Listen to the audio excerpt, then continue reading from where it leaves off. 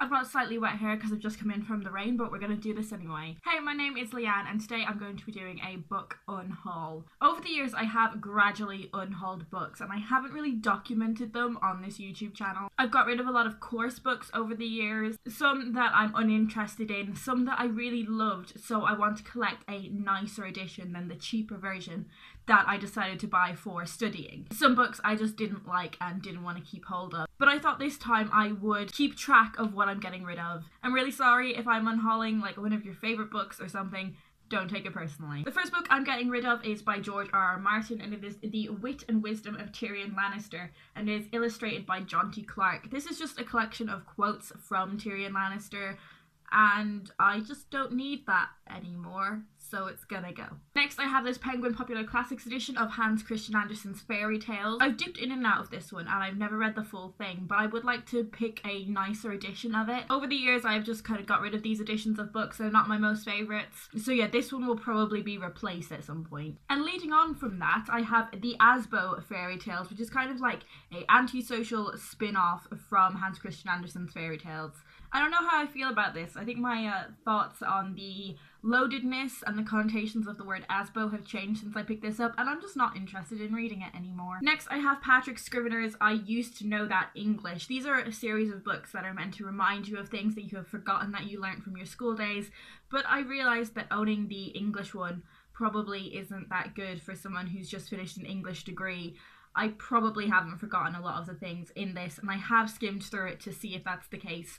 And it really is. I'm never going to read this, so I might as well get rid. Next up I have Sarah J Maas's The Crown of Midnight. This is the second book in the Throne of Glass series and I got it in a book swap and it's in like perfect condition, but I just don't have any interest in continuing on with this series, so I'm gonna let it move on. This book I actually really love and it is The Snapper by Roddy Doyle. Again, I would like to replace this one with a nicer edition. I read this years and years ago and I really love Roddy Doyle's books. They are such a good look at contemporary Ireland, but yeah, I just don't want to keep hold of this particular edition. Another book set in Ireland, I am going to get rid of The Dead School by Patrick McCabe. I read The Butcher Boy by Patrick McCabe when I was in secondary school and I thought it was a fantastic book, which is why I picked this one up when I saw it, but it's not in great condition and I'm not planning on reading it anytime soon.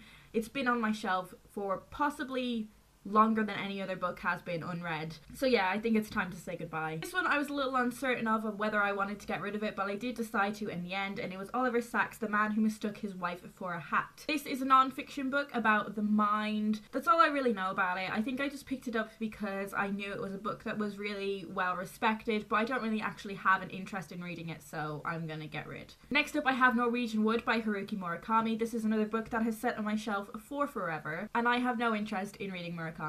I just don't. I've heard enough negative things, I've heard enough things that will put me off that I just don't want to spend my time reading his books, so I'm going to get rid of Norwegian Wood. Next up I have one of my favourite childhood books and that is Under the Hawthorn Tree by Marita Conlon McKenna.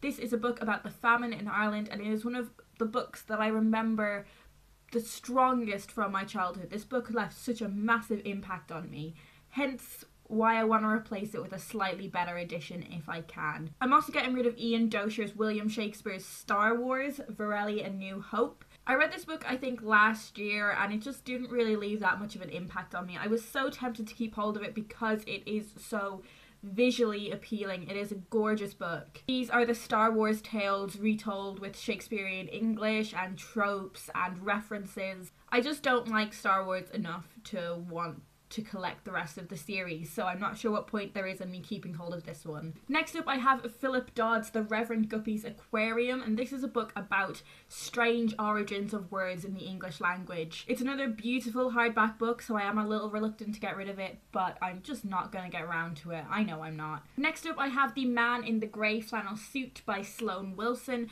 This is a book that was taken off the reading list for my American literature course, but I had already purchased it and I thought, oh, I'll get round to reading it anyway, but really I don't have that much interest in picking it up and it is in really good brand new condition, so hopefully I can sell it on and get a little bit of money for it that I can spend on books that I actually want to own. Next up I have a memoir and that is The World of Yesterday by Stefan Zweig. You can probably tell my level of interest about these books in the fact that I need to look at them to read the titles and authors. They're not something that I've spent a lot of time looking at or thinking about. This is a book I was given, again it is in perfectly brand new condition, and this is a memoir about pre-war Europe. It's been called one of the best memoirs of all time, but I just don't have any interest in reading it at the moment. Next up, I have Jim Lynch's The Highest Tide. This is a book that I got in a book swap. Again, a lot of these books have the same origin. They are books that I was given or books that I just picked up in a book swap but wasn't really sure if I wanted to read. I actually don't even remember what this one is about, and I think I was took in by a really beautiful cover. The next book is Just Juliet by Charlotte Reagan. This is a book I was sent and I read the whole thing and I just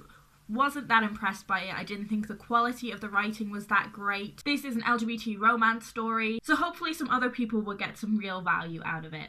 Okay, calm down for this next one. I am unhauling Malala Yousafzai's I Am Malala. The only reason for this is that I think the reason I'm not getting around to reading this is because it's such a big hardback and I'm not a fan of a big hardback. So I want to replace this one with the paperback edition and I will read it. So don't freak out, I'm not like getting rid of it because I didn't like it or anything. Next I have some critical books. I have A New Woman Reader by Carolyn Christensen Nelson. This was a really great source for me throughout doing my degree, but I'm just not going to pick it up again. I would say the same goes for Gender and Power by R.W. Connell. Another book that I picked up in a book swap and probably just won't read. Next I have the Gotham Writers Workshop Writing Fiction. This is a guide to how to write well. This was one of the set texts in my first year of university, but I haven't picked it up since then. It hasn't been something that I've come back to learn from at all. So yeah, hopefully someone else will get some real value out of this. The next one I'm unhauling I feel quite sad about, but I cannot see myself using it again,